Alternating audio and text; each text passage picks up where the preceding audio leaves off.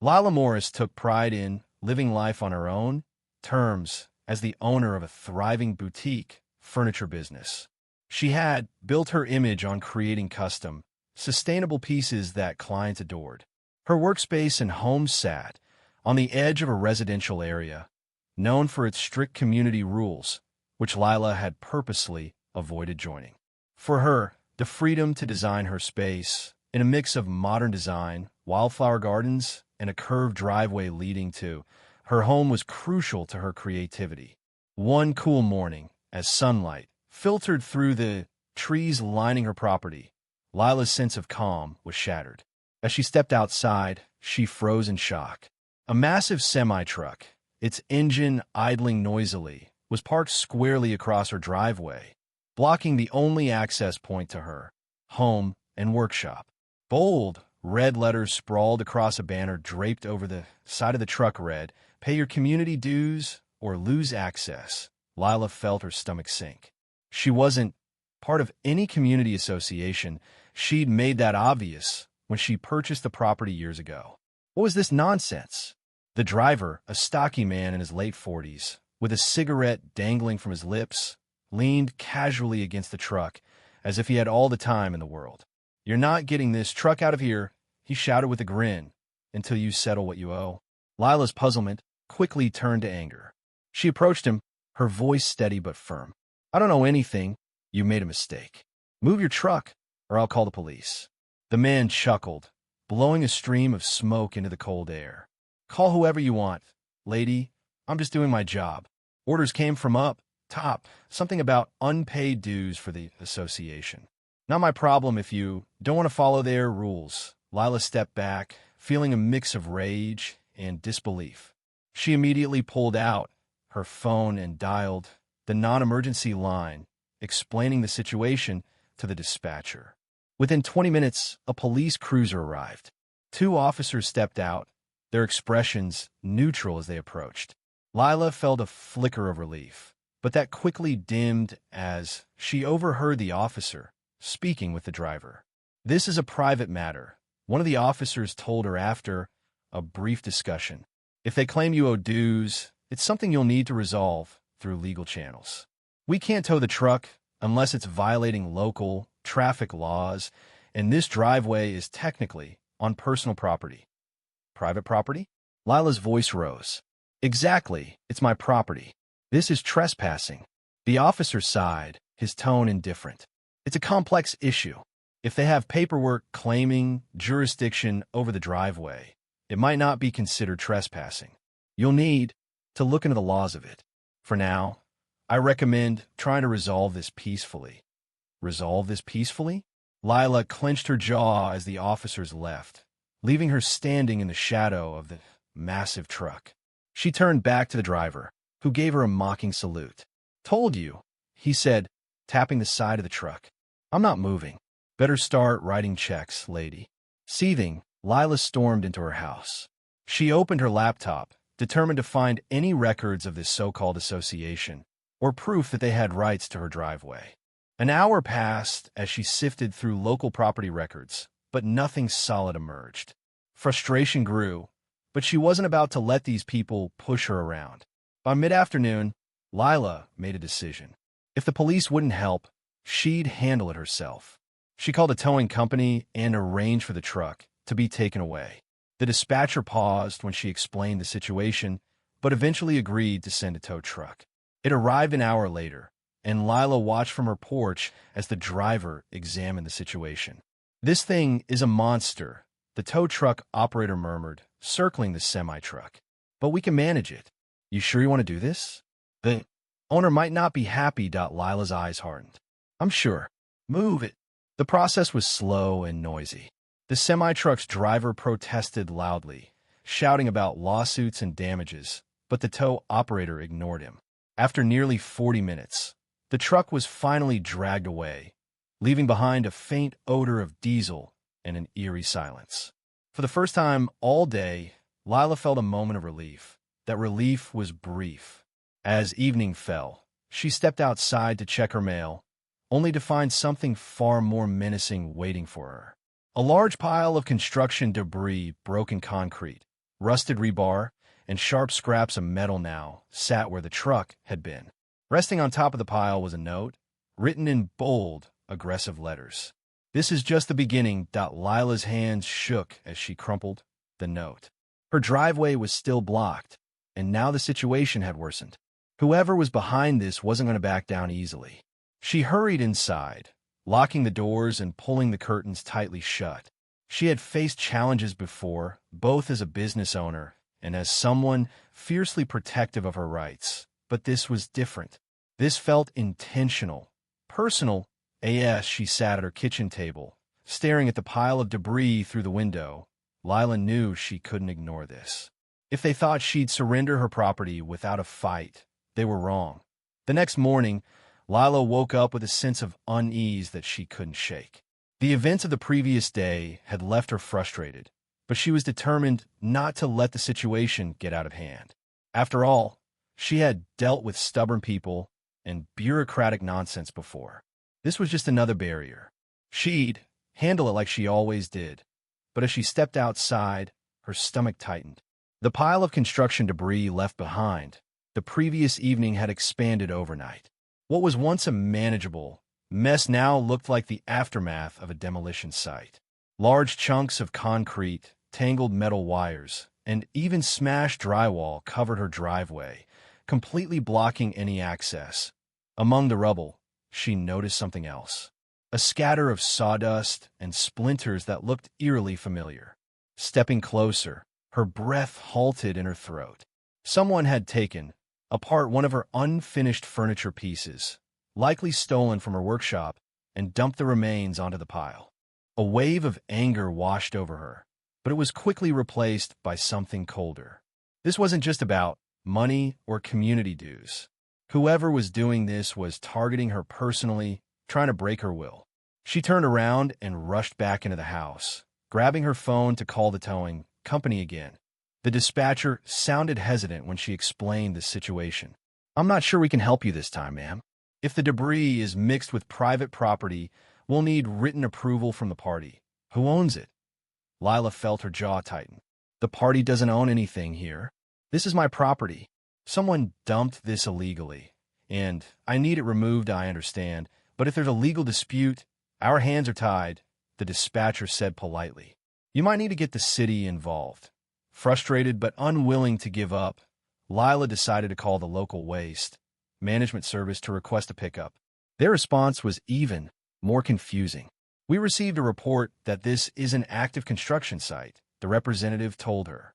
"If that's the case, debris removal would need to be handled by the site manager or contractor." "There is no construction site," Lyla snapped, the irritation rising in her voice. "This is my home. Someone dumped this junk here to block my driveway. I'm sorry, ma'am, but without confirmation, we can't proceed. You may want to contact your local zoning office to clarify the situation. By now." Lyla's head was spinning. It was as if every path she pursued led to a dead end. She decided to take a more direct approach, heading to her workshop to grab a pair of heavy-duty gloves and a crowbar. If no one else would help, she'd start clearing the debris herself. But as she approached the pile, a familiar voice stopped her in her tracks. Going somewhere, she turned to see the truck driver leaning against a fence post, his arms crossed and a smug grin spreading across his face. "You're wasting your time, lady. This isn't going anywhere unless you cooperate." Lyla clenched the crowbar in her hand, her knuckles turning white. "You think this is a joke? Trespassing, illegal dumping, this is criminal. If you're involved in this, I'll make sure you're punished." The driver chuckled, his casual attitude making her even angrier. "You're barking up the wrong tree. I'm just a messenger. But if I were you, I'd think real carefully about how much trouble you want to stir up. This doesn't have to get ugly." "Get off my property," Lyla said through gritted teeth. "Now." The man shrugged and sauntered away, his boots crunching on the gravel. "Suit yourself," he called over his shoulder, "but don't say I didn't warn you." Lyla felt a rush of fury, but she forced herself to take a deep breath. This wasn't the time to lose control. She needed a plan, and fast. After the driver disappeared, she called her lawyer, Samantha Evans, explaining everything that had happened since the truck first arrived. "This is beyond ridiculous," Samantha said after listening to the full story. "It sounds like someone's trying to force you into submission. We need to act quickly before they escalate further." "What are my options?" Lyla asked, pacing back and forth in her kitchen. "First, we'll file a report with the local zoning office and document everything: the truck, the debris, the threats. I'll also send a formal cease and desist letter to whoever is claiming jurisdiction over your property, but we need to be prepared for pushback. If this is tied to a local association, they may try to prolong this legally." Lyla frowned. "They can't just block my driveway forever. Isn't there anything I can do to force their hand?" "There is," Samantha said carefully, "but could escalate things. You could hire a private cleanup crew to remove the debris, but if the opposing party files a claim that it's their property, you might face additional legal issues." Lyla's irritation boiled over. "So what am I supposed to do? Just sit here and let them walk all over me?" "Not at all," Samantha said firmly. "We'll fight this, but we have to be strategic about it. Start by gathering as much evidence as possible: photos, videos, timestamps. The more documentation we have, the stronger our case will be. I'll start digging into the association's records to see if they've pulled stunts like this before." Lyla spent the rest of the day capturing the debris from every angle, making sure to include the remains of her furniture and the sawdust scattered among the rubble. She also installed a motion-activated camera overlooking her driveway, determined to catch whoever was behind this in the act. That night, as she checked the footage from the camera, she felt a wave of unease. The motion sensor had picked up movement around 3 a.m., a dark figure lurking near the edge of her property. The image was grainy, but it was clear someone had been there. The figure appeared to be hauling something heavy toward the pile of debris before disappearing into the darkness. Lyla's heart raced as she replayed the footage, trying to make out any identifying features. Was it the truck driver or someone else entirely? She forwarded the clip to Samantha, who assured her she would share it with local authorities. The next morning, Lyla awoke to the sound of voices outside her window. Peering through the curtains, she saw two men in reflective vests standing near the pile of debris, taking notes on clipboards. She quickly threw on a jacket and stepped outside. "Can I help you?" she called out, her tone sharp. One of the men glanced up, his expression unreadable. "We're here to inspect the site," he said flatly. "Inspect what site?" Lyla demanded. "This is my property, and I didn't authorize any inspections." The man hesitated, then held up a piece of paper. "We were contracted by the community association to inspect the area for compliance with local rules. If you have an issue, I suggest you take it up with them." Lyla snatched the paper from his hand, scanning it quickly. It was an official-looking document, but something about it felt off. The language was vague, and there was no contact information for the supposed association. "Get off my property," she said coldly. "Now." The men exchanged a glance, then turned and left without another word. Lyla's hands shook as she crumpled the paper. This wasn't just harassment. It was a coordinated effort to undermine her. She had no idea how far they were willing to go, but one thing was certain: she wasn't backing down. Lyla woke early the next morning, her resolve stronger. The events of the past 2 days had pushed her patience to the limit. As she stared out the window at the mess in her driveway, now surrounded by broken concrete and splintered wood, she realized this wasn't just about her property or business. Whoever was targeting her wanted power over her land, her decisions, and even her peace of mind. But if they thought she'd fold under pressure, they didn't know her at all. By mid-morning, Lyla had a team of workers scheduled to arrive. She had called a private cleanup crew to deal with the debris blocking her driveway. If the so-called community association wanted a fight, she was ready to meet them head-on. When the crew arrived, a group of 4 men in reflective vests and hard hats, Lyla explained the situation in short, efficient tones. "I don't care how long it takes or what it costs," she told the foreman. "I want this cleared today." The man nodded. "We'll get it done, but this is a big pile. It'll take a few hours at least. You sure no one's going to cause trouble while we're working?" Lyla hesitated for a moment before replying. "If they try, I'll deal with it." The workers got to it, hauling chunks of concrete, and twisted rebar into their truck. Lyla stayed nearby, watching them from her porch, a cup of coffee in her hands and her phone at the ready in case anything suspicious happened. She couldn't shake the feeling that someone was watching her, though. Every so often, she glanced toward the edges of her property, scanning the tree line for movement. By noon, the pile was halfway gone, and Lyla allowed herself a small breath of relief.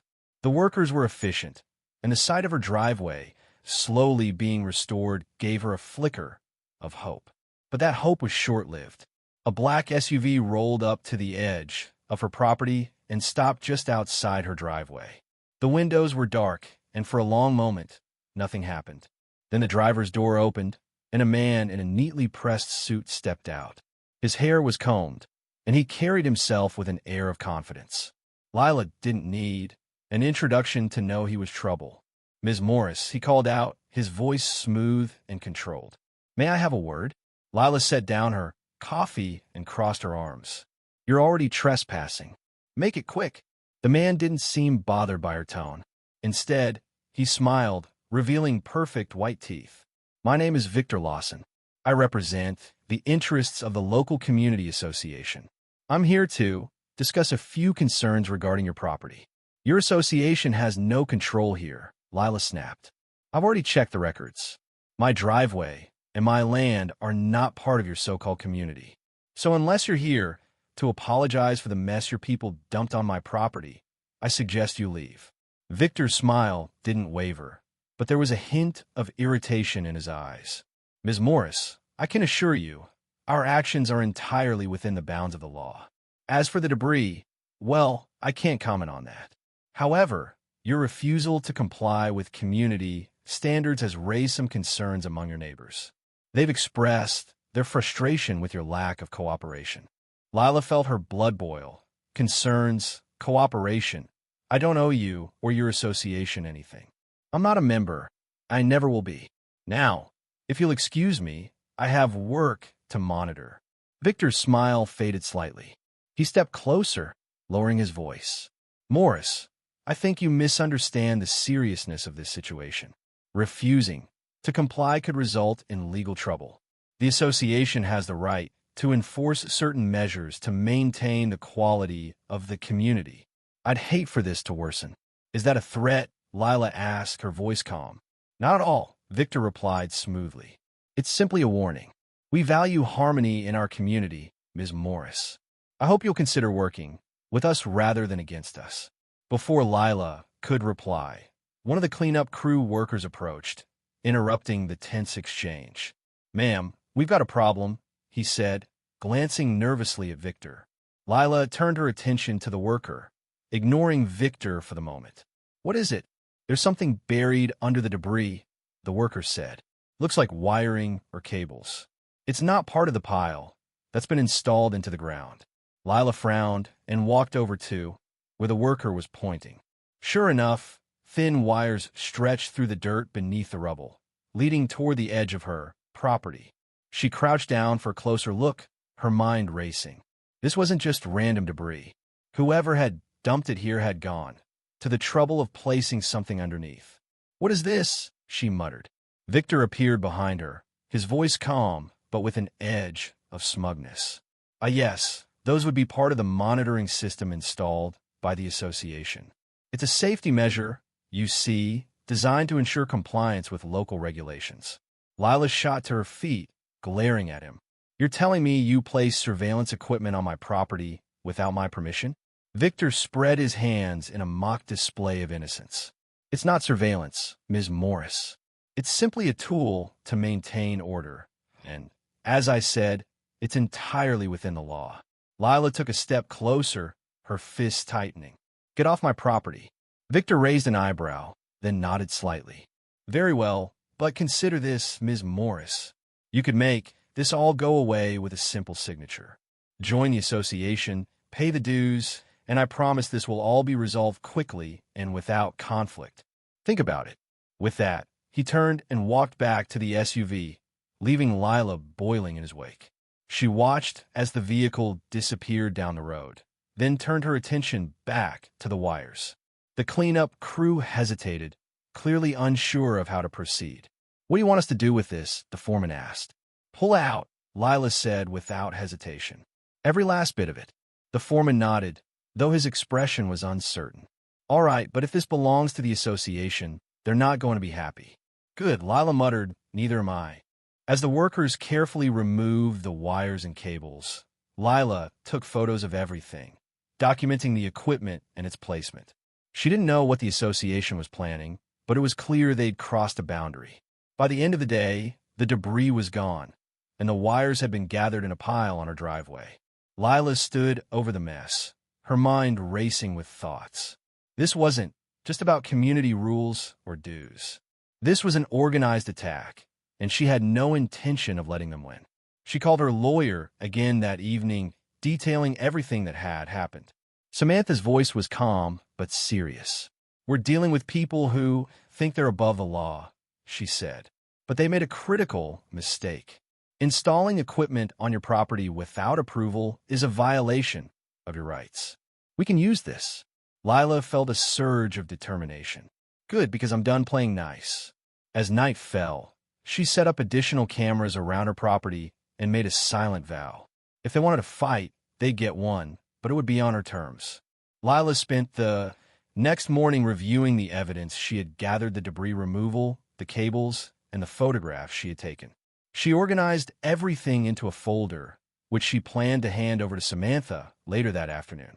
The sight of the tangled wires and the strange devices still made her uneasy, but it also strengthened her resolve.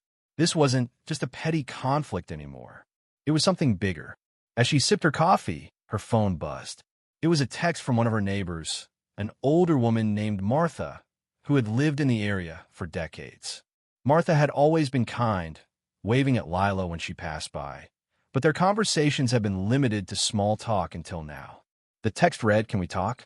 I think I know what's happening to you." Lyla immediately replied, agreeing to meet. Less than an hour later, Martha arrived, carrying a small tote bag that seemed almost out of place given the seriousness of the situation. She wasted no time, sitting down at Lyla's kitchen table and pulling out a stack of old papers and photographs.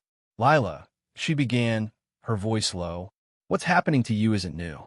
I've seen it before. You're not the first person they've tried to force out." Lyla frowned, leaning forward. "What do you mean? Who's they?" Martha tapped one of the photos, which showed a group of men and women standing in front of what looked like a construction site. "The so-called community leaders," she said bitterly. "The people behind the association. This all started about 5 years ago when they partnered with a development firm. Ever since then, they've been targeting properties like yours, houses that aren't part of the association or ones that could be useful for their plans." Lyla picked up the photo, examining the faces. She didn't recognize most of them, but one stood out: Victor Lawson, the smug man in the suit who had shown up the previous day. "He's one of them," she muttered, her grip tightening on the picture. Martha nodded. "Victor's been working with the developers since the beginning. They have big plans for this area: new housing complexes, luxury townhomes, even a shopping center.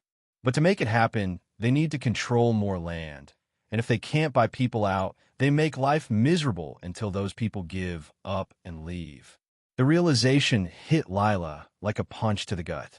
It explained everything: the sudden demands for dues, the piling debris, the monitoring equipment.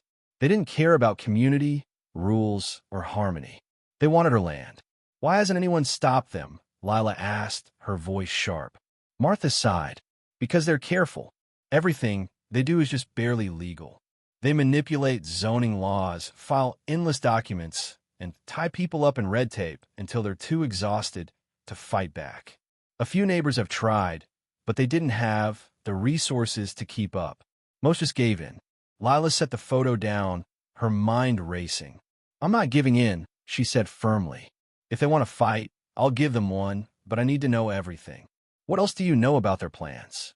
Martha hesitated for a moment, then reached into her bag and pulled out a map. It was old and faded, but the markings on it were clear. Several properties, including Lyla's, were circled in red. "This map belonged to my late husband," Martha explained. "He worked in city planning before he retired. He overheard some conversations, saw some documents he wasn't supposed to. He started putting the pieces together, but he passed away before he could do anything about it. Lyla traced her finger over the map, her determination growing with every detail Martha revealed. Her property wasn't just a nuisance to the developers. It was a key part of their plan. Without it, they couldn't connect the parcels of land they needed to move forward. Later that afternoon, Lyla met with Samantha to go over the new evidence. The lawyer was impressed by Martha's information, particularly the map. "This changes things," Samantha said. "If we can prove that their actions are part of a larger scheme to force you off your land, it could strengthen our case significantly. But it also means they're not going to back down easily." Samantha's prediction proved correct that evening. Lyla had just finished setting up extra security cameras around her property when she heard a loud crash from the direction of her workshop. Her heart pounded as she grabbed a flashlight and hurried outside. The sight that greeted her made her stomach turn. Someone had thrown bricks through the windows of her workshop, shattering the glass and scattering shards across the floor. One of the bricks had a note taped to it, scrawled in the same blocky handwriting as the note she'd found earlier. "Leave while you still can." Lyla's hands trembled as she took photos of the damage. She knew this was meant to scare her, to make her feel unsafe, but it only strengthened her resolve. The next morning, she filed a police report and handed over the evidence, including the footage from her security cameras. While the cameras hadn't captured the faces of the perpetrators, they had recorded a vehicle speeding away from the scene, a black SUV. That same day, Samantha filed a formal complaint with the city, accusing the association of harassment and illegal dumping. She also requested an emergency hearing to address the debris removal and the monitoring equipment that had been found on Lyla's property. Meanwhile, Lyla decided to take a proactive approach. She began reaching out to her neighbors, sharing her story and asking if they had experienced similar issues. To her surprise, many of them had. One neighbor, a young couple with 2 small children, admitted they had been fined repeatedly for minor infractions, like the color of their mailbox or the length of their grass. Another neighbor, an elderly man, said he had been pressured to sell his house for months, receiving calls at all hours of the day from someone claiming to represent a real estate investment firm. The more stories Lyla heard, the clearer it became this wasn't just about her. It was a coordinated effort to control the neighborhood, one property at a time. With Samantha's help, Lyla organized a meeting at her home, inviting the neighbors who had shared their experiences. Over a dozen people showed up, filling her living room with a mix of frustration, anger, and determination. Together, they discussed their options, pooling their resources, and agreeing to stand united against the association's tactics. By the end of the meeting, they had a strategy. They would file a collective lawsuit against the association, accusing them of harassment, illegal practices, and abuse of power. Samantha agreed to represent them, promising to do everything in her power to hold the association accountable. But as the neighbors began to leave, Lyla couldn't shake the feeling that they were being watched. Sure enough, as she stepped outside to see the last of them off, she noticed a car idling at the end of her street. It was the same black SUV. Lyla locked eyes with the driver, her heart pounding. For a moment, she considered confronting them, but she thought better of it. Instead, she raised her phone and snapped a photo of the vehicle. The SUV sped off moments later, its tires screeching as it disappeared around the corner. That night, as Lyla reflected on the events of the day, she felt a mix of exhaustion and resolve. The fight ahead would be long and challenging, but for the first time, she didn't feel alone. With Samantha's guidance and the support of her neighbors, she was ready to take on whatever the association threw at her next. The days following the meeting with her, neighbors passed intense anticipation. Lyla knew the association would retaliate against the collective pushback, but she wasn't prepared for how quickly and how aggressively they escalated their tactics. It began subtly at first, unmarked cars lingering near her property for hours at a time. Anonymous phone calls where the person on the other end hung up as soon as she answered, and more rumors circulating among her clients. One morning, As Lyla was preparing to leave for a meeting with Samantha, she noticed something strange. Her mailbox had been tampered with, the lock broken, and its contents scattered across the ground. Among the usual bills and advertisements was an envelope that stood out plain, without any return address. Inside was a single sheet of paper bearing the message: "Drop the lawsuit or suffer." Her frustration quickly turned to anger. The note wasn't a warning, it was a threat. She immediately photographed it and sent it to Samantha, who called her within minutes. "This is a scare tactic," Samantha said firmly. "They're trying to intimidate you into backing down. Don't let them rattle you. They're getting desperate." Lyla exhaled, her voice steady despite the tension forming in her stomach. "But it's not going to work. What's our next move?" "We're filing for a protective order," Samantha said. "If we can establish that they're engaging in harassment, it'll strengthen our case and put them on notice. In the meantime, I'll reach out to the neighbors to ensure they're not experiencing anything similar." By the time Lyla arrived at Samantha's office later that afternoon, the lawyer had already started drafting the paperwork. They reviewed the mounting evidence, from the debris dumping to the vandalism at her workshop, and added the anonymous note to the file. As they worked, Samantha's phone buzzed. She glanced at the screen and frowned. "This might be important. Excuse me for a moment." Lyla nodded, taking the opportunity to review the photographs she had taken to the broken mailbox. Samantha stepped into the hallway, her voice muffled but calm as she spoke on the phone. When she returned, her expression was grim. "What is it?" Lyla asked, her heart sinking. "One of your neighbors, Martha, just called me," Samantha said. "She found a similar note in her mailbox this morning, and she's not the only one. 3 other neighbors reported the same thing. Whoever is behind, this isn't just targeting you anymore. They're trying to silence everyone."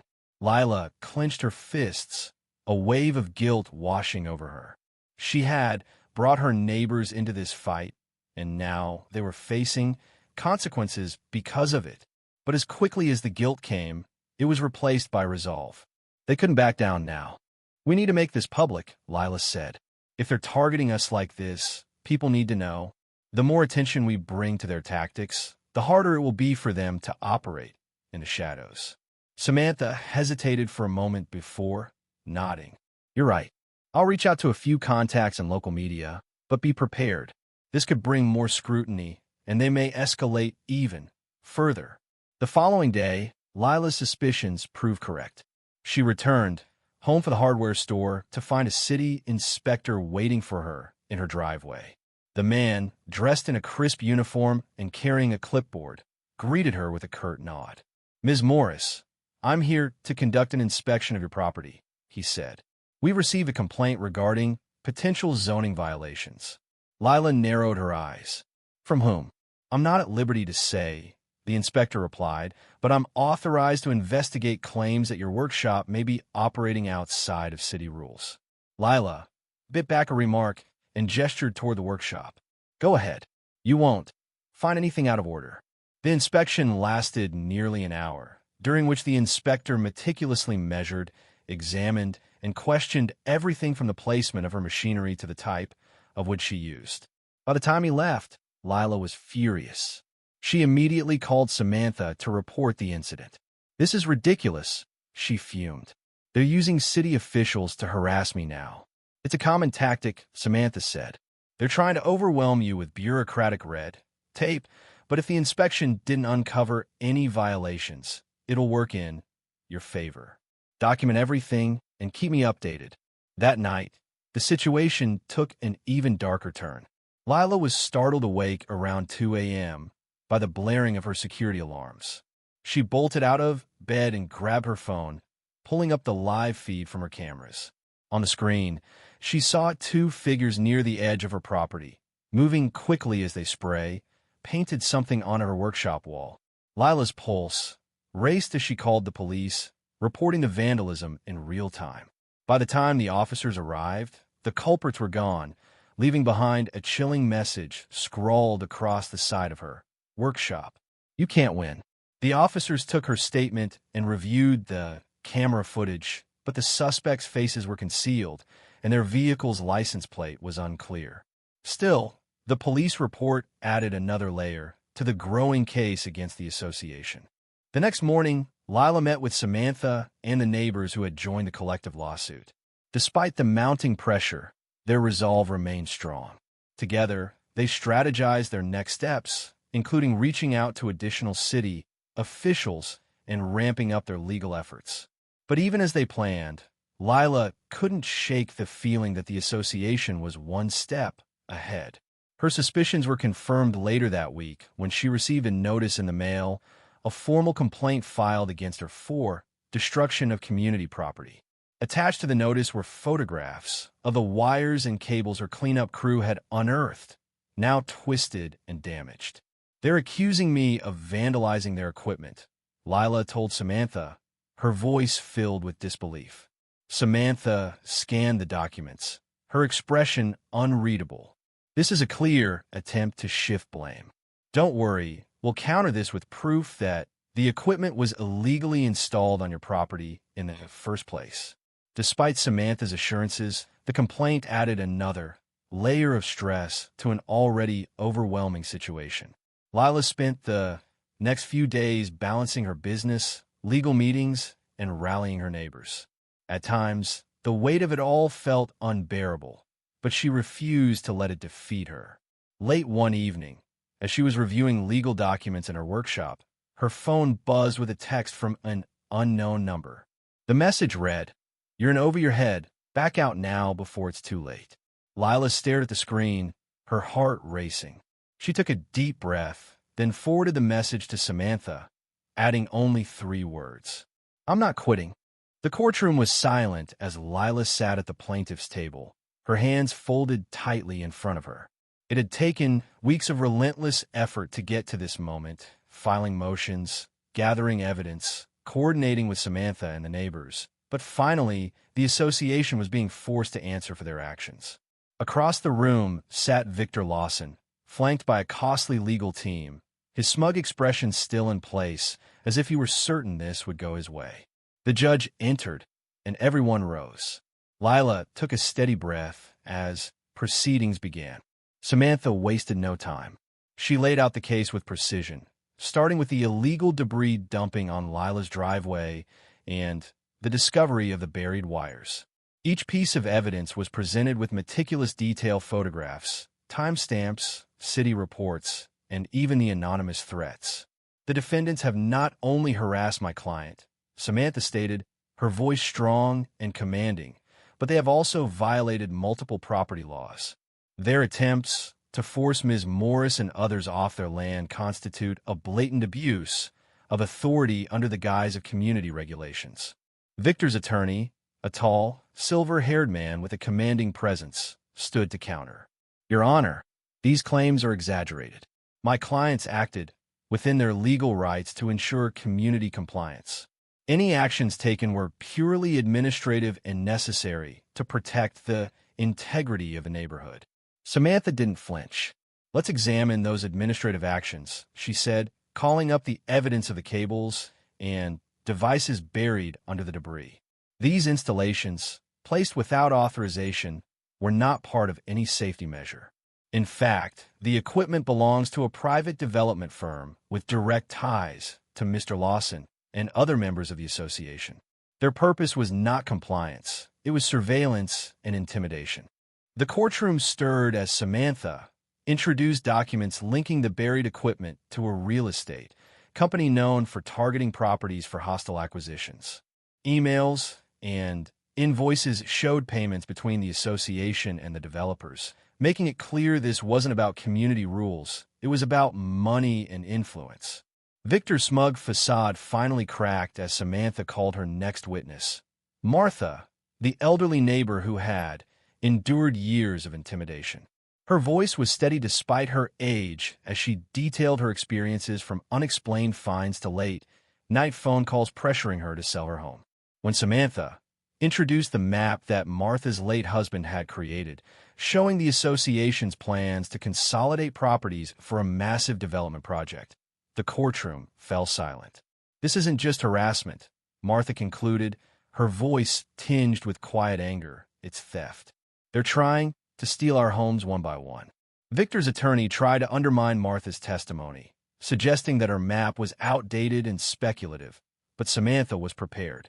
She called an urban planning expert who verified that the zoning adjustments tied to the development project aligned perfectly with the map. Then came the final blow. Samantha introduced a whistleblower, a former employee of the real estate company, who had agreed to testify under the condition of anonymity. His voice was modulated, and he sat behind a screen to conceal his identity, but his words carried weight. The association worked directly with the developers, he revealed. They identified properties that were critical for the project and targeted them. The plan was to pressure homeowners with fines, threats, and legal action until they either joined the association or sold their land. Morris's property was a priority because of its strategic location. Victor's attorney objected, but the judge overruled. The testimony was damning, and it was clear the defense had no counterargument. By the end of the hearing, Victor's confidence had evaporated entirely. Samantha closed her argument with a powerful statement. This case isn't just about one homeowner. It's about a pattern of abuse, corruption, and greed that has gone unchecked for far too long. It's time to hold these people responsible. The judge retired to deliberate, and the tension in the courtroom was heavy. Lyla felt a knot in her stomach as she waited, every second stretching into an eternity. Finally, the judge returned and delivered the ruling. The association was found guilty of illegal harassment, property violations, and fraudulent practices. The court ordered them to compensate significant damages to Lyla and her neighbors, including restitution for the losses caused by their actions. Furthermore, the association's leadership was dissolved and an investigation into their ties with the developers was launched.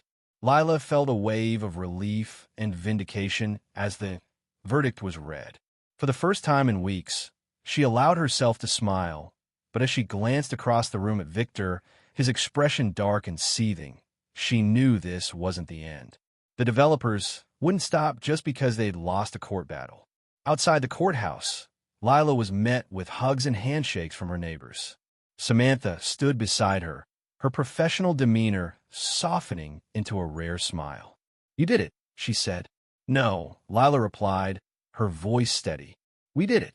That evening, Lyla returned home and stood in her driveway, staring at the spot where the pile of debris had once been.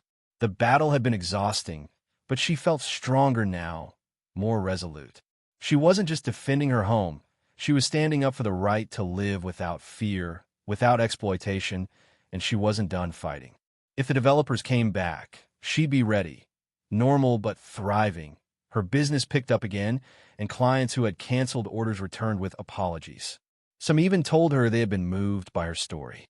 She started taking on larger projects, creating pieces that symbolized the themes of her struggle, strength, unity, and determination. One day, while sanding a piece of oak for a new commission, Lyla paused to admire the plaque hanging in her workshop. It wasn't just a symbol of what she had endured, but a commitment to herself and her community. No matter what obstacles lay ahead, she knew they would face them together. For the first time in a long while, she felt at peace, not because the battle was over, but because she had proven she could win.